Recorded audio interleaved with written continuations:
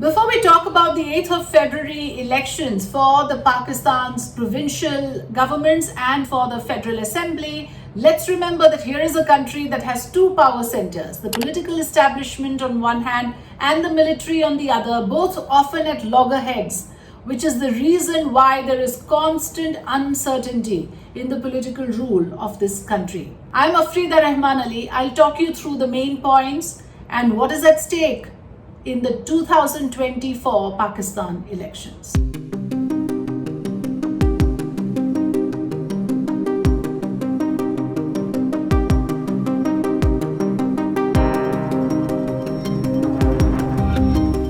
But before we get to that, a quick reminder once again that we believe in constant engagement with our audience. So feel free to tell us whether you believe that this is a topic of interest to you and which are the other topics you are wanting to hear from us, and what do you think of this constant uncertainty that we see in Pakistan.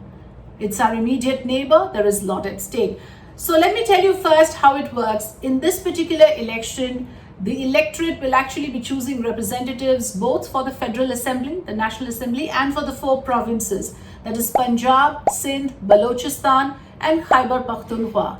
So it's a big election. There is a lot at stake. Who are the main players? The main players are Nawaz Sharif of the PMLN, Imran Khan of the Pakistan Tehreek-e-Insaf. Even though his party has been banned, he still remains a tacit player.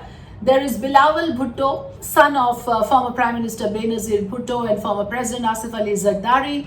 His party is also in the fray. So these are the main contenders. Now, what is important here is Pakistan Tehreek-e-Insaf, PTI, has been banned from contesting. The party symbol has been banned. So all its members are actually contesting as independents. There is a groundswell of support for Imran Khan, and there is a very clear understanding that should there be a large turnout, a massive turnout, it would mean that there is a surge of Imran Khan supporters coming out to vote. And if there is an abysmally poor turnout, the understanding is that bulk of his supporters, bulk of Imran supporters have stayed out of it. There isn't a very great record of voter turnout in Pakistan anyway. In 2018, the turnout was barely above 50%.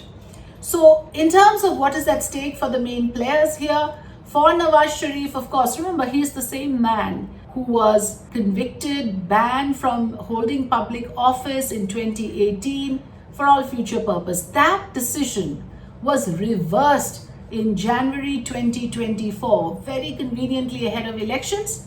And there you have the man who has now emerged as the big contender. He's the top favorite now, and many poll pundits believe that he's likely to emerge and his party is likely to emerge as the single largest majority.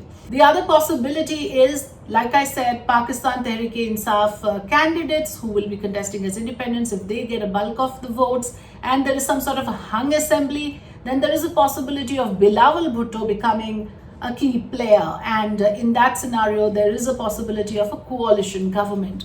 How does the military come in here? The military, of course, this time around supporting Nawaz Sharif. Another reason why his win is set to be clearer than the others. And now let's come to the issues here. What is at stake? The economy of Pakistan. Remember, here is a country where inflation is above 30%.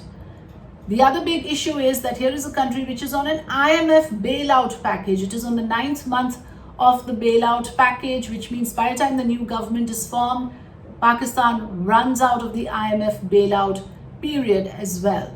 So the first big challenge, of course, for the new government would be to salvage the economy, which is in tatters. Pakistan's currency has fallen in terms of the dollar to a very large extent. So all of these factors will be very crucial for the new government that comes to power. The other challenge remains the immediate neighborhood, to mend fences with neighbors like us, like India, and also to deal with the militant factions. Certain factions have grown suddenly more active. You know that ahead of the elections, on the eve of polling, there was bombing in Balochistan. About 40 people were injured. The last I checked, close to 30 people were killed. So militancy is still a major problem, and that will remain a challenge for the government that comes to power in Pakistan. In conclusion, let me say this, that there are many who believe in the futility of this entire electoral process. And why do I say this? Sample this. Since 1947 up to 1970, Pakistan had no elections. After 1970, if you look at all the 10 elections, what happened to the incumbent? He was either dethroned or there was a coup staged against him with active participation of the military. The person who is elected to power is removed or ousted, and political instability ensues. And this time, how do we know it's going to be any different? Which means that unless the political establishment works with close coordination with the military, the incumbent government cannot continue to govern Pakistan. And therein lies challenges for India.